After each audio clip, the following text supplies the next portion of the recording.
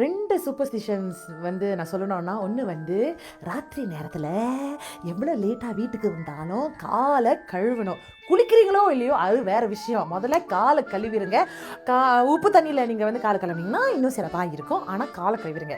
ஏன்னா உப்பில் வந்து அந்த மாதிரி கிளென்சிங் ப்ராப்பர்ட்டிஸ் இருக்குது. அது வந்து நெகட்டிவ் எனர்ஜியை வந்து அகற்ற தன்மைகள் இருக்கிறதுனால எதிர்மறையான சக்திகளை வந்து அதை அகற்றி விடும் அப்படிங்கிற ஒரு நம்பிக்கையில் உப்பு தண்ணியில் நீங்கள் காலை கழுவினீங்கன்னா சிறப்பாக இருக்கும். குளிக்கிறதும் இன்னும் பெஸ்ட்டாக இருக்கும். இன்னொரு சூப்பர்ஸ்டிஷன் என்னன்னா, இந்த கண்ணு 4 பேர் பேசுகிறத விட 4 பேர் கண்ணு வைக்கிறது தாங்க உங்களுக்கு பெரிய சோதனையாக இருக்கும். ஏன்னா நான் சொல்கிறேன், இந்த வேலைக்கு வந்ததுக்கு அப்புறம் நான் விடுவாத சீக்கு இல்லை, எனக்கு படாத நோயெல்லாம் வந்திருக்கு. அதனால் கண் அப்படிங்கிறத வந்து நான் ரொம்ப நம்புகிறேன்.